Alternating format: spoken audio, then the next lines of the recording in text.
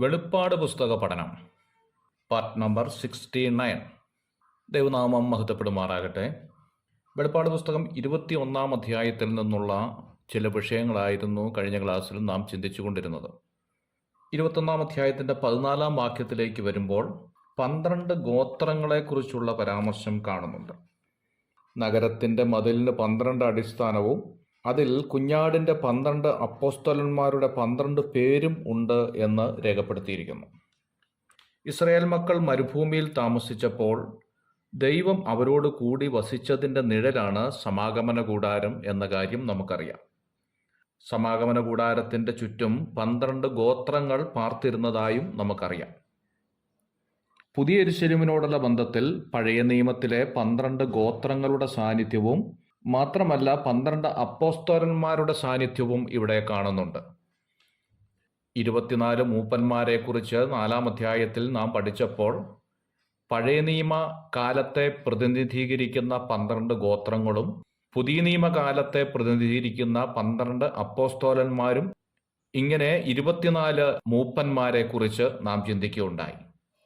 പഴയ നിയമകാലത്തെയും പുതിയ നിയമകാലത്തെയും പ്രതിനിധീകരിക്കുന്നവരാണ് ഈ 2 കൂട്ടർ എന്നുള്ളതാണ് 12 ഗോത്രം എന്നതുകൊണ്ട് ഇവിടെ ഉദ്ദേശിക്കുന്നത്. പുതിയ യെരൂശലേമിൻ്റെ വിസ്തീർണത്തെക്കുറിച്ച് ചിന്തിക്കുമ്പോൾ ഏതാണ്ട് 1400 മൈൽ വിസ്തീർണമുള്ളതായിട്ടാണ് വേദപണ്ഡിതാക്കൾ അവകാശപ്പെടുന്നത്. അതായത് കന്യാകുമാരി മുതൽ ഡൽഹി വരെയുള്ള നീളം എന്നാണ് അതിൻ്റെ അർത്ഥം. പിന്നീട് പണിതിരിക്കുന്ന വസ്തുവിനെക്കുറിച്ച് വിവരിക്കുന്നതായി കാണുന്നു. സ്വച്ഛ സ്ഫടിക തുല്യ തങ്കം കൊണ്ട് പണിതിരിക്കുന്നു എന്നാണ് രേഖപ്പെടുത്തിയിരിക്കുന്നത്. സ്ഫടികം എന്ന് പറഞ്ഞാൽ കണ്ണാടി എന്നാണ് അർത്ഥം. വടുവില്ലാത്ത കണ്ണാടി പോലെ തങ്കം കൊണ്ട് പണിതിരിക്കുന്നു എന്നതാണ് ഇതിനെ യഥാർത്ഥമായി മനസ്സിലാക്കേണ്ടത്. സൂര്യകാന്തം എന്ന് പറഞ്ഞാൽ സ്ഫടിക തുല്യമായ വെളുപ്പിനെ ആയിരിക്കാം ഇത് ഉദ്ദേശിക്കുന്നത്. നീലരത്നം ആകാശ നീലയോടുകൂടിയ വരകളുള്ളത് എന്നാണ് മനസ്സിലാക്കേണ്ടത്.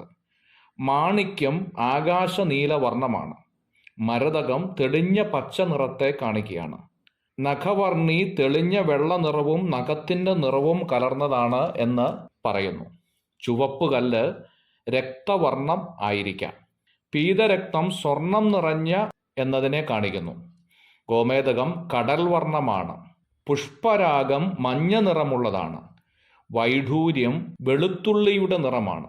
പത്മരാഗം ഓറഞ്ച് നിറത്തെയാണ് കാണിക്കുന്നത്. എസെക്കിയേൽ പ്രവചനം 28 അധ്യായത്തിൻ്റെ 13 വാക്യത്തിൽ ലൂസിഫറിനെ അണിയിച്ചൊരുക്കിയിരിക്കുന്നതായി ചിന്തിക്കാൻ സാധിക്കും. പാപം ചെയ്ത ലൂസിഫറിനെ വീണ്ടും അണിയിച്ചൊരുക്കുന്നതായിട്ടോ അവനു വേണ്ടി വില കൊടുക്കുന്നതായോ തിരുവെഴുത്തിൽ എവിടെയും കാണുന്നില്ല. എന്നാൽ യാതൊരുവിധമായ ഭംഗിയോ ഗുണമോ ഇല്ലാതിരുന്ന നമ്മെ പാപത്തിൻ്റെ അന്ധകാരത്തിൽ നിന്ന് വീണ്ടെടുത്ത് അനുഗ്രഹീതമായ പദവിയിലേക്ക് കൊണ്ടുവരുന്നു എന്നുള്ളതാണ് ഈ ഭാഗം പഠിക്കുമ്പോൾ മനസ്സിലാക്കാൻ സാധിക്കുന്നത്. 21 അധ്യായത്തിൻ്റെ 25 വാക്യത്തിലേക്ക് വരുമ്പോൾ ഗോപുരങ്ങൾ അടയ്ക്കുകയില്ല എന്ന് രേഖപ്പെടുത്തിയിരിക്കുന്നു. രാത്രി ഇല്ലാത്തതിനാൽ ഗോപുരം അടയ്ക്കില്ല. കള്ളൻ കയറാതെയാണ് സാധാരണ ഇന്ന് പലതും അടയ്ക്കുന്നത്. എന്നാൽ കള്ളന്മാരുടെ പ്രഭുവായ സാത്താൻ തടവിലായതിനാൽ മോഷണം അന്ന് ഉണ്ടാകുകയില്ല എന്നുള്ളത് വാസ്തവമാണല്ലോ. ദൈവത്താൽ തിരഞ്ഞെടുത്തവർക്ക് ദൈവത്തെങ്കിലേക്കുള്ള വഴി ഒരു നാളും അടഞ്ഞു പോകുകയില്ല എന്നതിനെയാണ് ഇവിടെ ഗോപുരങ്ങൾ അടയ്ക്കുകയില്ല എന്നതുകൊണ്ട് ആത്മീയാർത്ഥം നൽകുന്നത്. 22 അധ്യായത്തിൻ്റെ 1 വാക്യത്തിലേക്ക് വരുമ്പോൾ ജീവജല നദിയെക്കുറിച്ച് കാണുന്നുണ്ട്.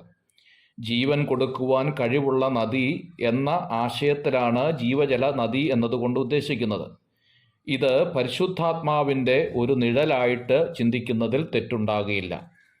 സിംഹാസനത്തിൽ നിന്നും ഒഴുകുന്നതായതിനാൽ ഇതിന് മാത്രം ജീവൻ കൊടുക്കാൻ കഴിയുന്നു എന്നുള്ളതാണ് ഒരു പ്രത്യേകത. മുകളിൽ നിന്ന് താഴോട്ടൊഴുകുന്നു എന്നതിനാൽ താഴ്മയെ കുറിക്കുന്നതാണ് ഈ നദി കാണിക്കുന്നത്. ജീവവൃക്ഷത്തെക്കുറിച്ച് അടുത്ത ഭാഗത്ത് നാം കാണുകയാണ്.